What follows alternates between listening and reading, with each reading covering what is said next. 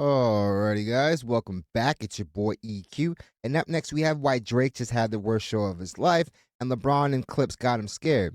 Shout out to Fantastic Hip Hop for the video and to a lot. Drake's Wireless Festival definitely missed the mark. He was able to bring out Lauryn Hill, very much a legend, but many are definitely attributing the appearance to the fact that she needed a paycheck. As for Drake, his allies are definitely in short supply, but flying in some of the cringiest streamers like Aiden Ross definitely didn't help. And Drake, the LeBron tattoo was already cringe enough. I mean, tatting another man's image is crazy, but replacing it with another man is even more extremely bizarre. And honestly, definitely comes off like a scorned ex. LeBron doesn't care, and he seems to be having the time of his life at the Bad Bunny concert. Honestly, I felt Drake probably would have been better served by just covering it up with a family member or that creepy owl at the end of Not Like Us. Drake's behavior yet again fuels the jokes thrown his way, out of touch, but at this point, definitely expected. And the Clipse, no matter what the sales totals are, really dropped a great project. And definitely a big shout out to Malice because it was great to hear him again on a Clipse project after so many years. He actually judged a beat battle I was in many moons ago, and the guy really big up my production. So yeah, I'm always going to be a little biased, but again, he's a beast. But enough dilly-dallying, let's jump right into the video where we have why Drake just had the worst show of his life, and LeBron and Clipse got him scared. And at this point, somebody has got to rescind Drake's tattoo privileges. And honestly, I've seen clips from Drake's recent shows. The crowd usually does most of the heavy lifting anyway. Drake is like the rich kid with the fancy new console that he's using to bribe kids to come over and hang out. Now, if you are just as excited as I am that we got to see hip hop win in one of the biggest ways we have seen in years, That Colors performance was really dope.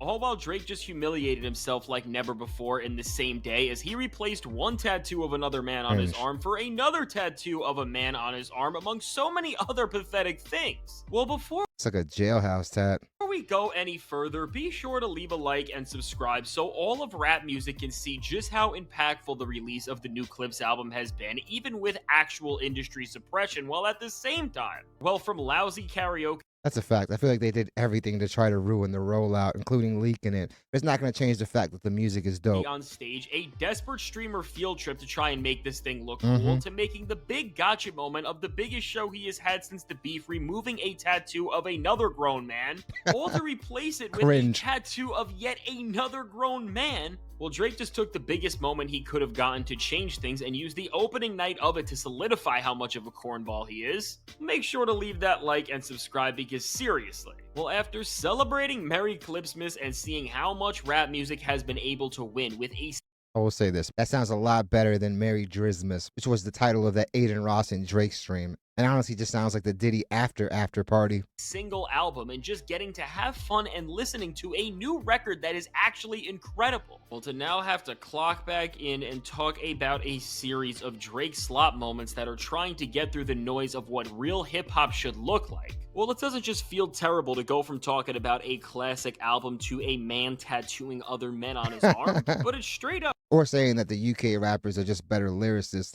The guy's obviously trying to garner some goodwill from the UK because he's obviously not getting it from this side of the pond. more proof of Drake being the most desperate loser we have ever seen in the history of hip hop. And Sore now, loser. while of course Drake has had his Wireless Festival dates planned out way before the Clipse announced that they were going to be dropping this album on this exact date, well, with all of the antics Drake pulled and all of the moments that he has been trying to go viral with all at once to just create this monstrosity of moments that we can't escape. Well, what is clear is that with the Hodgepodge. amount of effort that Drake tried to put in to grift his rap superstardom back and overall just try and mitigate the impact of this Clipse album and the song and Chains and Whips that he tried to suppress for so long. Well, again, when you see that Drake really took his jet and made sure to fly out and handle all of these streamers being here for some sort of a field trip where he can just chase clout more than ever.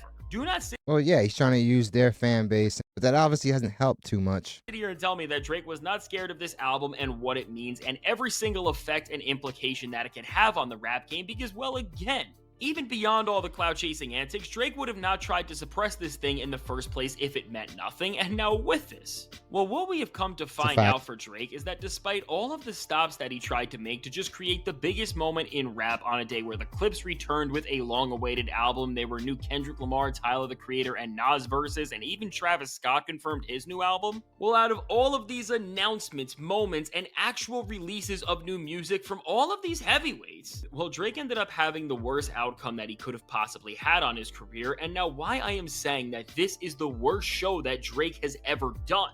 is not because of the performance quality itself, which is about just as bad as usual. And really, if we're being honest, this thing was made a little more interesting just with the Well, it's not as cracked up as like the Drake stands would tend to believe.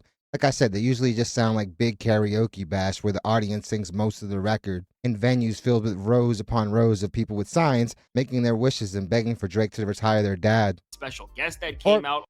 pay their college loans. Although, of course, with the set list that Drake ran through, well, as Drake ran through new tracks from his failed album and more melodic songs than you Yes, could have ever R&B wanted to joints. hear from him. I mean, as Drake has no energy and he was performing songs that have no energy, this performance was very boring, and you can just see that the crowd was not moving the way that great crowds do when they are there to see a defining artist. And now with I mean, you could hear the streamers louder than the crowd themselves. even how disengaged Drake was in general in this much bigger setting in terms of the crowd size than he is used to. Well, again, this performance looked bad, and when all of your viral moments are from streamers meeting Drake backstage, or from a special guest coming out, or just from Drake exiting the stage even, or just from, of course, the tattoo drama, that should tell you everything you need to know. And now Conversation isn't the music, the BS. for Drake, despite playing alongside Party Next Door and bringing out other singers and even trying to reclaim hip hop status by bringing out an all time legend in none other than Lauryn Hill, which I have to say, this is the first time that he has not been standing next to someone who was an absolute loser and leader of the Legion of Fame, which I guess that's a step in the right direction.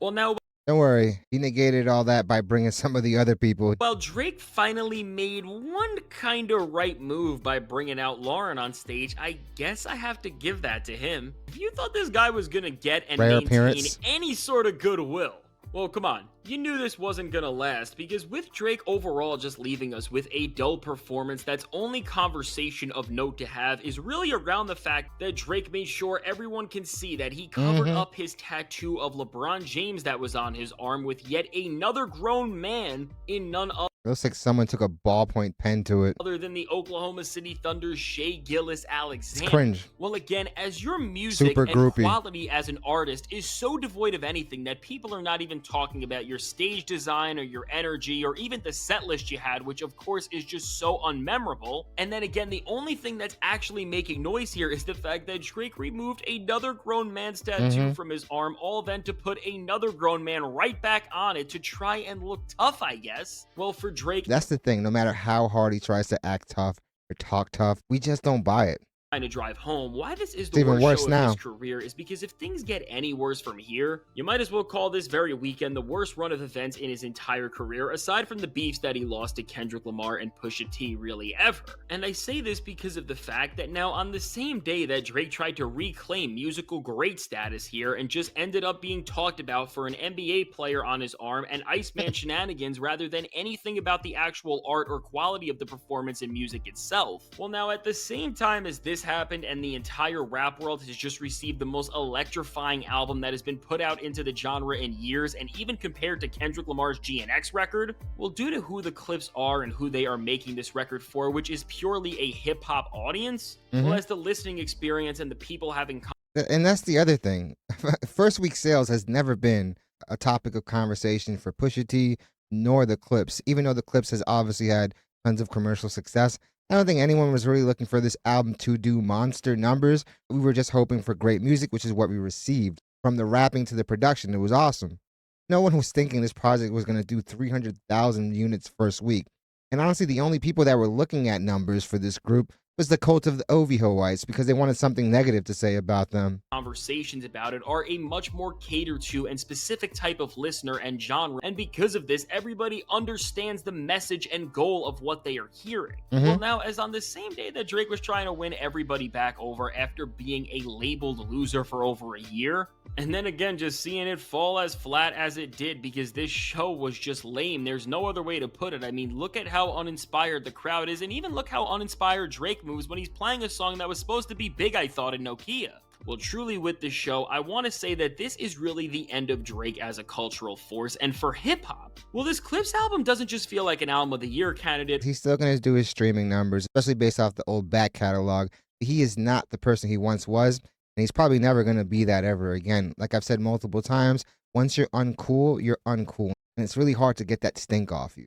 And if your latest really big record wasn't able to move the crowd, I don't know what is at this point. but it feels like an entire reawakening throughout the entire culture, as after just witnessing Clipse put on one of the best rollouts of all time leading up to Yeah, this thing, as they have just went above and beyond that rollout couldn't have went any better, even with the campaign against him towards the end. with how to present classic material and something that is so integral to hip hop, and now with who the Clipse are sitting down with and what they are doing to make sure that everybody knows this is the Oh, highest of quality you're experiences sitting in down hip with hop, like everyone. what we just saw with the Tiny Decks, which was amazing. Well, from hearing grinding like that to all of the interviews with names like Joe Bud and Charlemagne and Hmm. so many others, all the way to the point where it seems like every time you were checking the timeline, Clipse is just fleshing out the story arc and world of the album even more and just tapping into hip hop culture from top to bottom in a way that no other artist has in years. Well, really, as we are seeing now the culture being won over all the way to the point that we are in a time where an album from the Clipse is competing with pop stars like Justin Bieber on the charts. Well, again,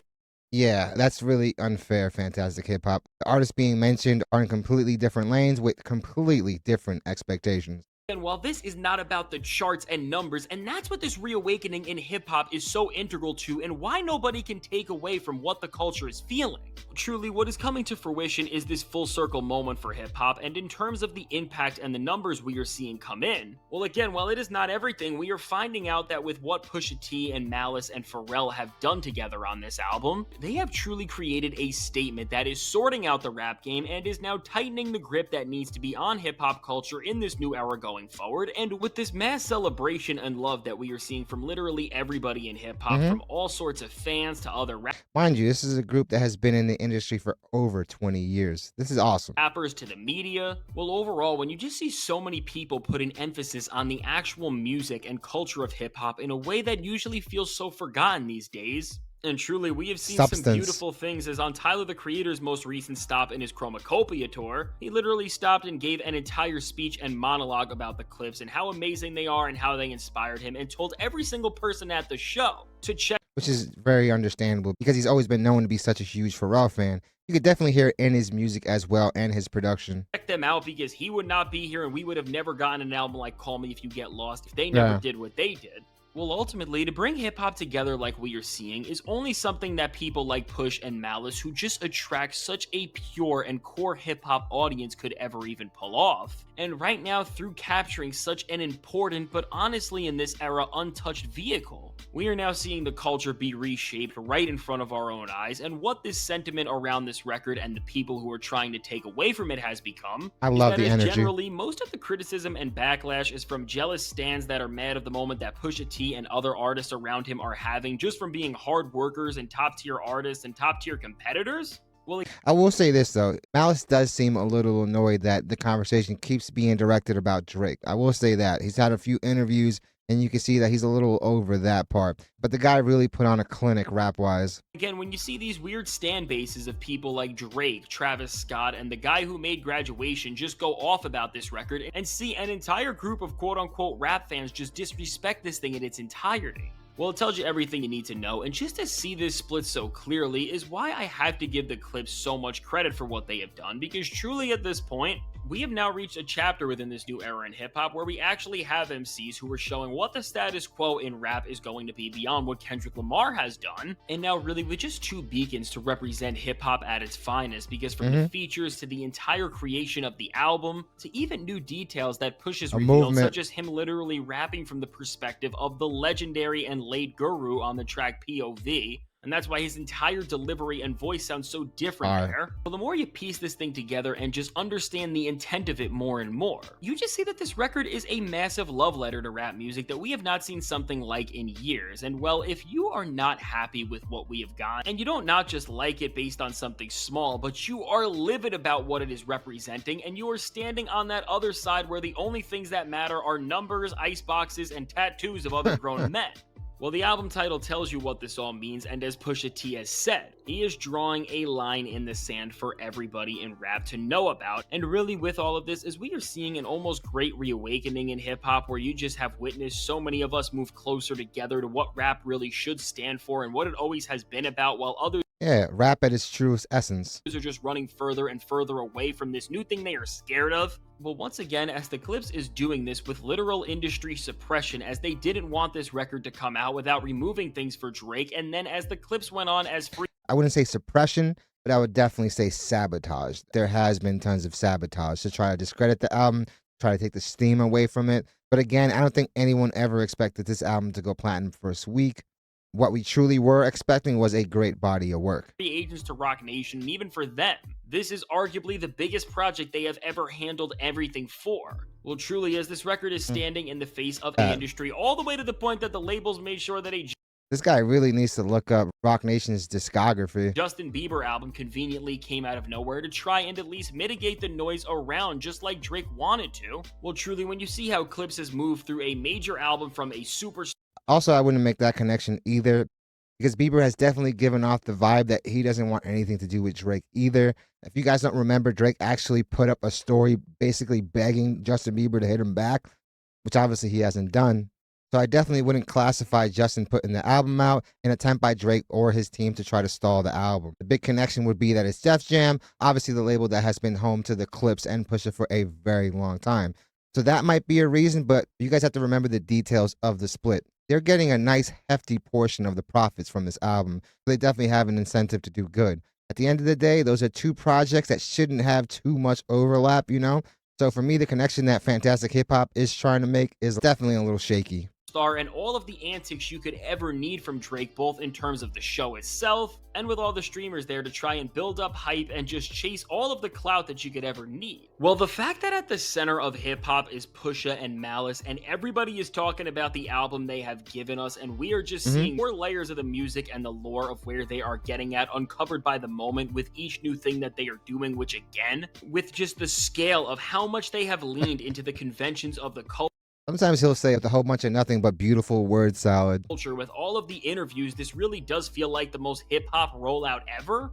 Well, once again, as through this record we are seeing hip-hop just reawaken within itself. What I want to point out here is a comparison that I think tells us every single thing you need to know, and what specifically I am referring to is that the rollout and win that the Clipse has had for the rap game compared to something like Drake's rollout for Her Loss, which mocked traditional album rollouts and made fun of it as Drake got ready to release his most arrogant album ever, that ultimately ended up leading him to the downfall he is at today. And again, when you see Drake just undermine every single thing that the Clipse has used to reawaken hip-hop here, such as journalism and conversations about the music, and then performances that heighten the experiences of the songs, and even just overall presentation that gives actual value to the music beyond its initial release. Well, truly now, to see the Clipse just lean into every single thing Drake made fun of and make an experience that has overall made literally every other thing in hip-hop not important. Clipse has unified hip-hop in a way that, in my experience of a rap fan, I don't think we have ever seen the culture just gather around and applaud a single body of work like we are seeing here. The one thing this guy's not doing is not giving Pharrell his flowers. I want to say on the Joe Budden podcast, they did the same thing. It's kind of weird given the fact that Joe was in the industry for so long. The producer is actually very, very vital. It's not just the rapper dictating everything. Most of the times, especially with a producer like Pharrell, they're helping curate the vision of the project. You know what I mean? And that's something that for me has obviously been lost during all this. Now, as the Clipse are not stopping here, as based on what Pusha T told Joe Budden, they have a lot more coming. Well, for Drake, this terrible say there's another Kendrick verse too. All of these horrible things just go on from here, and of course, it does not seem like Drake's going to learn because these same loser streamers are going to be here. I am sure he's going to bring out even worse guests, and I'm sure he's going to do even more ridiculous things. Well, now, as Drake's chances of coming out of this weekend in a better state than Clipse are almost next to zero already, I truly think we are going to end up walking away from this entire moment, and Drake will just never get the grip he once had on hip-hop back forever, because Clipse has That's a fact. now shifted the culture in a way that Kendrick Lamar has needed another rapper to do ever since the beef ended. And now with where Clipse It's definitely going to need more participation, but there has definitely been a major shift. is going, which again is just to continue this run and continue to reshape hip-hop culture. Well, now as Travis Scott is trying to step up to this record next and see what he can do against the best duo in rap right now and the best album of the year, well, based on what we are seeing, I think Again, it's two entities that shouldn't be in the same conversation. Travis Scott is going to do more numbers. That should be pretty much expected. But Travis Scott definitely can't do what the Clipse can do. Travis is going to need this, so I am going to say good luck, because with an album this good and artists this ready for anything, well, no matter what Travis has ready and what he is going to do, with the way Clipse is standing and just shaking up and bringing together hip-hop, What is clear is that the culture is not going to move on from what they have just done for a very long time. And so now, with all this said, let me know. What do you think about the absolutely horrendous stuff that Drake just did on Wireless Fest?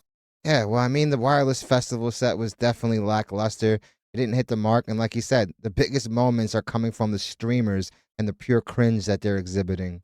I don't think anyone is really going to remember this set, and even though he did bring on the very legendary Lauryn Hill, I don't think that's something that's going to be remembered for a long time. It almost feels like it's going to go as quickly as it happened. And given the set list that Drake was performing, it definitely seems like he is leaning more towards the R&B side, most likely due to the fact that, yeah, the rap stuff definitely isn't having the same impact it once had. Even if that What Did I Miss record does go number one, the conversation still is going to be how many weeks is it going to last? Like I pointed out in a few other videos, the guy hasn't had a number one last more than a week since like 2018. So that's going to be really telling. And honestly, that's a huge indicator of where his career has been heading for a long time. Yeah, he did throw gas on the fire this last year and a half, mostly due to the actions he's committed. But I truly feel like nothing he does is going to change people's perception of him. He's literally been anything but graceful for the last year and a half. And sorry to break it to the cult of the Ovihoites, him complaining and crying about not having friends in the industry is obviously not going to garner any sympathy, especially when he's allegedly done some of the things he's accused of. Definitely let me know what you guys think. Do you guys think this is Drake's worst show ever? And if so, why? Again, it may not be the performance, but it definitely didn't hit how they were expecting it to. Definitely kudos for Lauryn Hill hitting the stage, a rare appearance. But yeah, definitely let me know if you guys think she only did it for the bag. As far as LeBron, the guy don't care. He never asked you to get a tattoo, and I'm pretty sure there has been some awkward conversations behind the scenes with LeBron and his actual friends. Definitely let me know what you think of that and the fact that he just covered it up with another jersey. Groupie behavior, cringe to the fullest extent.